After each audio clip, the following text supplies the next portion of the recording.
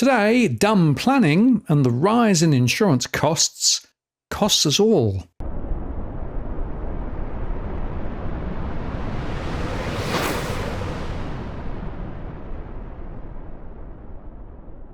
Hi again, it's Martin North from Digital Finance Analytics. Welcome to this post covering finance and property news. Despite the slow fall in inflation, Australian households are paying through the nose for their insurance. Indeed, rising insurance premiums have been a notable contributor to Australia's cost of living crisis.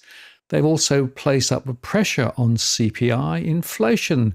Here's a chart from Justin Fabo showing that insurance premiums have soared despite a fall in overall inflation rates. The ABS released on the 29th of January this year for the December 24 quarter showed that insurance costs were on average 11% higher over the year and 1.1% over the quarter, which they say was the weakest quarterly rise since June 2022. We'll get the next quarterly update very shortly. The ABS attributed this to easing reinsurance and replacement and repair costs, and a moderation in insurance premiums growth across household contents, and motor vehicle insurance. But the Climate Council says that Australians are paying about $30 billion more on insurance than they were a decade ago, while premiums have risen at more than twice the average rate of inflation over that time.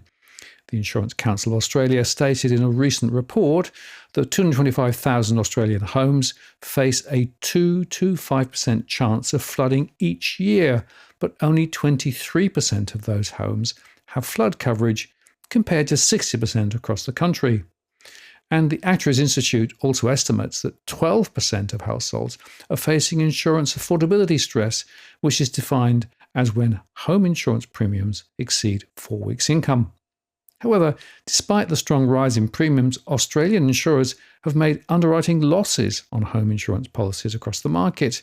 Insurance companies have incurred losses averaging $4.5 billion a year over the past 5 years due to extreme weather events, which is a 67% increase compared to previous years, and around half of the payouts resulting from flood damage. The Australia Institute showed that 1 in 5 Australian homes are either uninsured, 4%, or underinsured at 15%, and they warn that struggling uninsured families would lose 3/4 of their wealth if their home was destroyed. The Climate Council also just published a report titled At Our Front Door, Escalating Climate Risks for Aussie Homes.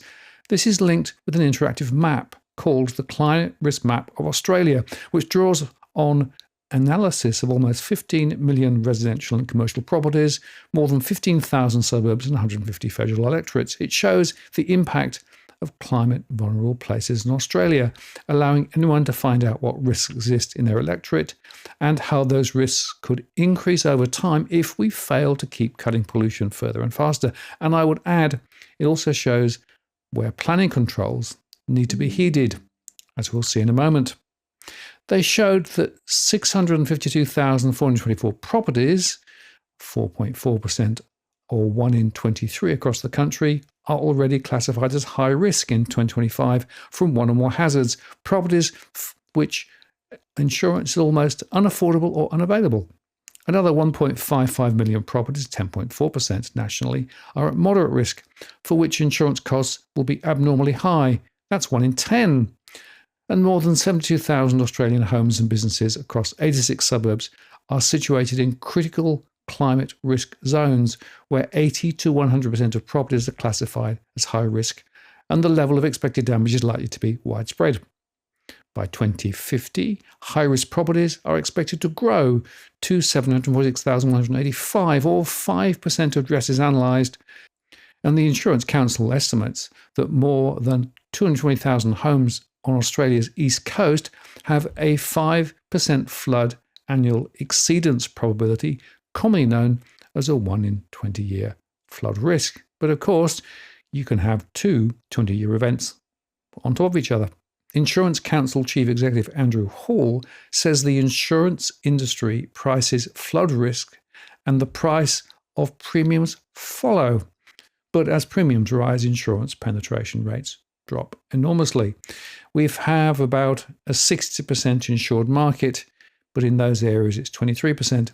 It's fewer than 1 in 4 can afford insurance in those flood zones, Hall said. Climate dynamics, of course, are part of the problem. One study found that extreme and potentially dangerous rapid rain bursts, sub-hourly heavy rainfall, over Greater Sydney has intensified by at least 40% over the past 2 decades, from 1997 to 2018. But I want to focus on something much more immediate: planning, zoning. To that end, there was an article in the AFR titled, "This picture shows that the planning system is broken." The article looked at the construction begun on a Hawkesbury River housing development, first approved 27 years ago under previous flood policies. The Insurance Council says such zombie DAs are driving up premiums. This is the area around Dyte Road, Richmond, a historic town just to Sydney's northwest. It's 2 kilometres away from the RAAF base, and Dyte Street offers the best of suburban and country life, well-kept houses looking out over the vast green of Richmond lowlands towards the Hawkesbury River. Here is the Google map showing it's a fair way from the river, but here is a local photo taken during a recent flood where the water has flowed across the floodplain and is very close to homes in the area. Richmond lowlands floods, and waters reach 14 metres, according to the New South Wales Reconstruction Authority for the Hawkesbury Nepean River flood study, as recently as 2022. No surprise then that the river is the residents' main concern, with a planned new development, which was originally signed off by Hawkesbury City Council more than 27 years ago, though was updated with further earthworks in 2019. The original plans by McKinley Morgan Associates show the chance of a 1 in 100 per year flood line, with waters reaching a height of 17.5 metres above sea level, cutting through 13 of the 22 subdivided plots. The proposal was approved because the land was to be and has since been filled in, extending the ridge to accommodate the new road and 22 lots. A modification in 2019 was approved to provide additional land area above the predicted 1 in 100 year flood level. The SES Hawkesbury Nepean flood map appears to confirm that a 1 in 100 chance per year flood would mean floodwaters reach the edge of the properties, and in a 1 in 500 flood, water would enter the new properties themselves. A council spokesperson said the original subdivision was assessed and approved by council in 1997 and was based on the GIS flood data and the policies available at the time of application. A modification last year to build a retaining wall to protect an electricity substation from flooding was assessed against the council's flood policy. It is key to note that the proposed subdivision is predominantly located within a proportion of the site that is not impacted by flooding. George Vesalides, who acted as a consultant for the DA and is the father of the site's owner, said there is no such thing as no risk of flooding policies, but the development complied with all standards and policies designed to minimise the risk of flooding. And he says some of the backyards will be below 17.5, but the building area, that's what's important, is well above 17.5. And he said that in this development, 10 blocks would have an average building pad of 19.5, 3 would have an average of 20, and 9 of 21 or above. So that would put them beyond the 1 in 200 flood level at 18.7 metres in North Richmond, 18.5 metres in Windsor, but within the 1 in 500 year level, 20.3 metres in North Richmond and 20.2 metres in Windsor. All living areas would have a level above 20, reduced level, which is close to a 1 in 500 flood event, he said. The trouble is, of course, based on recent history, we might not get a flood for another 10 years, or we might get one in the next few weeks or months, and it might be a big one. The Insurance Council says it's an example of an outdated planning process. Zombie DAs can leave owners who are directly affected priced out of insurance and drive up premiums more broadly. The extent of zombie DAs is unknown, although a New South Wales parliamentary inquiry heard that coastal New South Wales alone had hundreds of them. My point is this: there is line of sight between insurance costs blowing out, bad planning and zoning, the desire to build in unsuitable places, because of course the demand for property is high, and rising flood risks.